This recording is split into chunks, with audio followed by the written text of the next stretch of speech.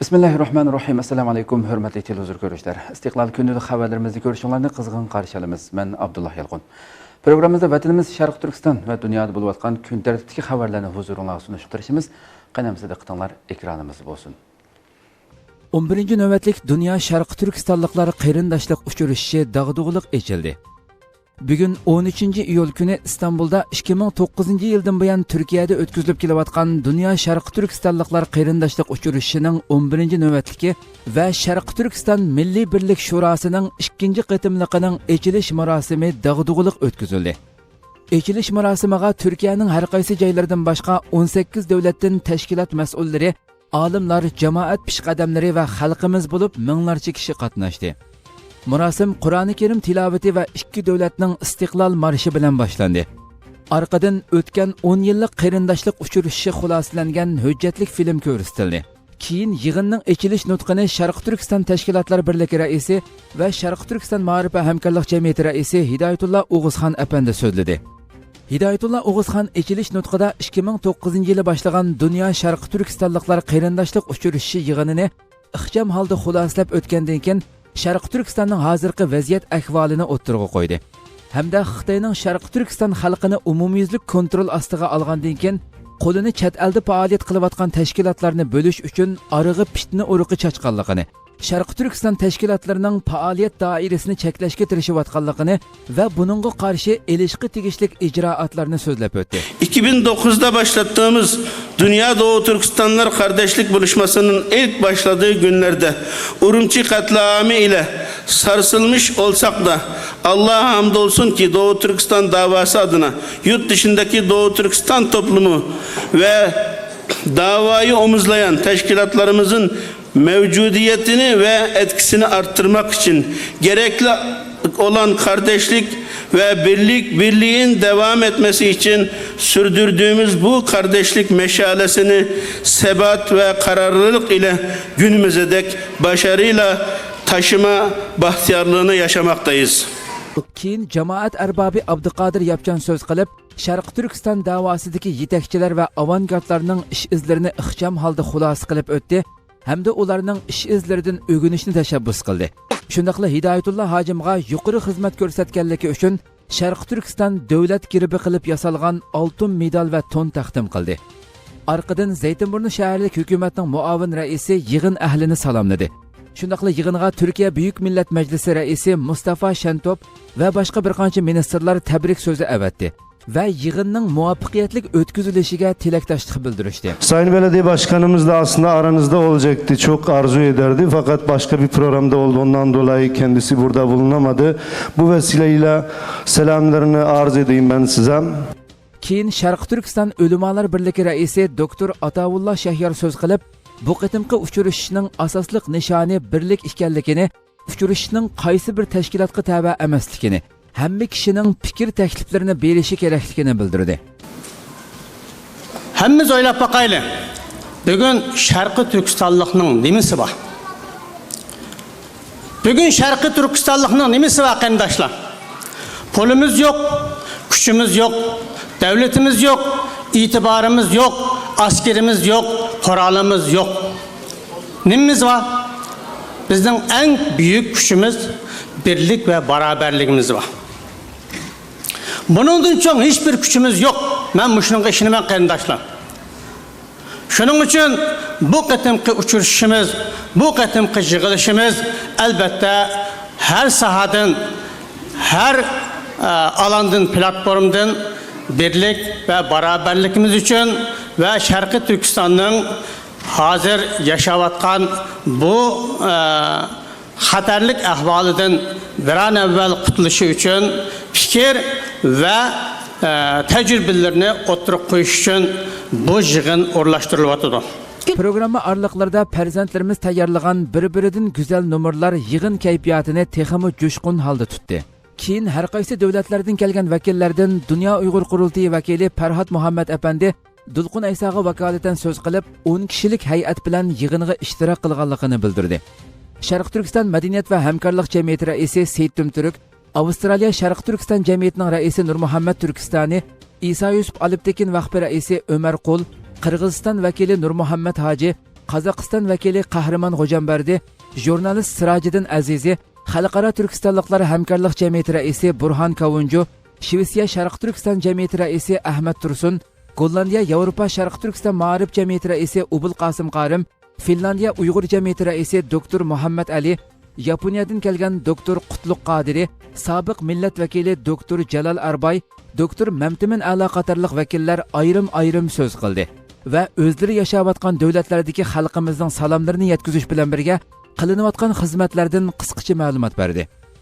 Keyin Turkiyada har qaysi maktablarda o'qiyotgan va natijasi Turkiya birinchisidan boshlab alohida yaxshi natija qozongan o'quvchilarga Sharq Turkiston Nuzgum Kultur va oila jamiyati tarafidan hadiya taqdim qilindi. Programma oxirida pishqadam ustoz Niyoz Damollamning yetakchiligida duolar qilindi va jo'shqin kayfiyat ichida yig'in oxirlashdi. Yig'inning davomi 17-iyulgacha davom qildigan bo'lib, har qaysi davlatlardan kelgan vakillar muhim temalarda suhbat va munozirlar elib boradi.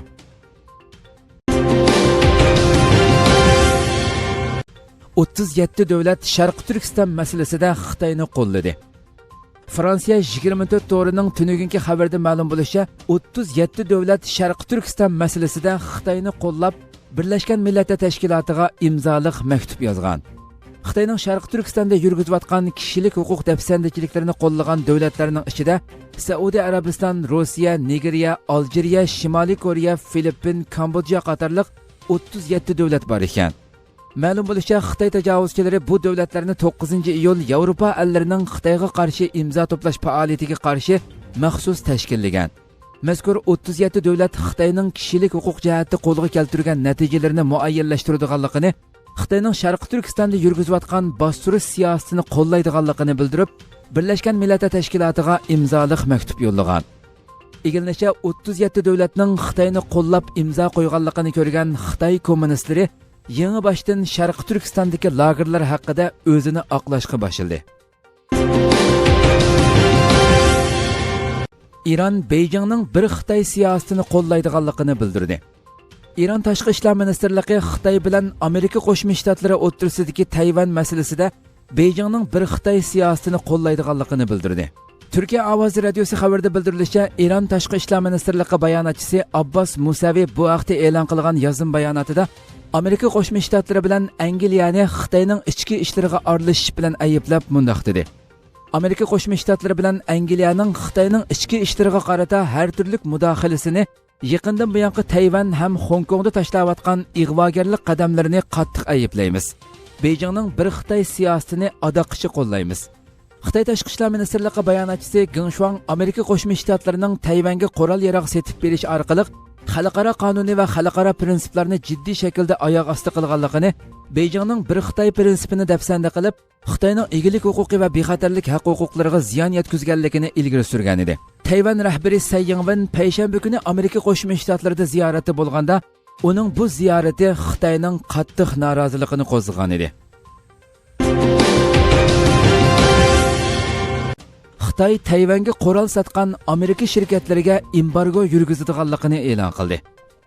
Xitoy Tashqi ishlar ministri bayonotchisi Geng Shuang yozim bayonot e'lon qilib, Amerikaning Tayvanga taxminan 2 milliard 200 million dollarlik 108 dona Abrams tipli tanka va 250 dona Stinger boshqariladigan bomba setib berishiga qatnashgan Amerika shirkatlariga embargo yurgizganligini bildirdi. Amerikaning Tayvanga qurol setib berish orqali xalqaro qonunga va xalqaro o'lchamlarga xiloflik qilganligini, bir Xitoy prinsipini oyoq osti qilib, Xitoyning mustaqillik va bexatarlik haq-huquqiga ziyon yetkazganligini ilgari surib bildirilgan Geng Shuang, xalqaroliq manfaatlarini qo'g'dash uchun Xitoy tarafmi Tayvanga qurol sotgan Amerika shirkatlariga embargo yurgizdi dedi. Amerika Tayvanga qurol setib berishni seshanba kuni tasdiqlagan bo'lib, 2 milliard 200 million dollar qimmatidagi qurol-yaroqlarni ishlab chiqargan Amerika shirkatiga Xitoy embargo yurgizganligini jakarladi. Geng Shuang kundalik axborot e'lon qilish yig'inida Tayvan rahbari Tsai Ing-wenning Amerika ziyorati ustida to'xtalib, Amerika hukumatini Tsai Ing-wenning Amerikaga kelishiga ruxsat qilmaslikka chaqiriq qilgan edi. Geng Shuang Amerikani Tayvan mustaqilchi kuchlariga Tayvanning mustaqilligini himoya qiladigan hech bir munbar yaratib bermasligi kerakligi haqida chaqiriq qilib, Xitoy-Amerika munosabatlarini tinchlik va muqimlik uchun Tayvan masalasini inchkilik bilan muzokara qilishi kerakligini qayd qildi. Tsai Ing-wen Karib davlatlariga qiladigan 12 kunlik ziyorati jarayonida Nyu-York va Denver shaharlaridan o'tdi. Biroq Tsai Ing-wenning Amerikaga boradiganligiga Xitoy taraf qattiq norozilik bildirmoqda. Tsai Ing-wen Tayvanning bugungi qadar Amerikada ziyorati bo'lgan 3-rahbari bo'ladi. Tsai Ing-wendan ilgari Tayvan rahbari Chen Shubian 2001 va 2003 yilida, Ma Ying-ju bo'lsa 2013 yilida Amerikada ziyorati bo'lgan edi. Beijing doiralari Tayvan orolida hech qanday kontrolligi yo'q turibmi, bir Xitoy prinsipi asosida Xitoyga xalqaro jamoatchilikda yolg'iz o'zining vakillik qildiganligini ilgari surib kelmoqda. Hamda Tayvan mustaqilligini jakarlagan taqdirda harbiy mudohala qiladiganligi bilan tahdid solmoqda.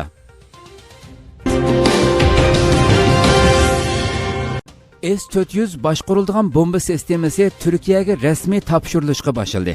Türkiye Devlet Müdafiə Ministerliğinin bildirishicha, S-400 boshqariladigan bomba mudofaa sistemasining Turkiyaga topshirib berish bosqichining tunugun rasmiy boshlanganligi, sistemaning parchalari qochlangan aeroplan Anqara Murtad aerodromiga qo'nganligi bildirildi. Tunugun boshlangan bosqich doirasida dastlabki parchalar 3 yuk aeroplani orqali keltirildi. Sistemani Turkiyaga topshirib berish xizmati Anqara Moskva o'rtasida imzolangan kelishimga asosan dal vaqtida ishga oshirilmoqda. S-400 boshqariladigan bomba mudofaa sistemasi Turkiyaga 3 parcha holatida topshirib berildi ekan. Havo mudofaa sistemasi va boshqariladigan bomba sistemasining ikkinchi guruhi yana yuk aeroplani bilan 120 dan ortiq boshqariladigan bombadan tashkil topgan 3-guruhi bo'lsa, dengiz orqali yoz oxirlari Turkiyaga topshirib berildi ekan. Hürmetli televizyon görüşler, şunaqlı bugünkü xabarlarımız müşahede ahırlaştı. İnşallah ayetki xabarımızı görüşükçe sizlerine Cenab-ı Allah'a tapşırımız. Şunaqlı program ahırda ekran arkasındaki barlıq hizmetdaşlarıma köptün köp rahmet eytimen. Esselamu aleyküm ve rahmetullah.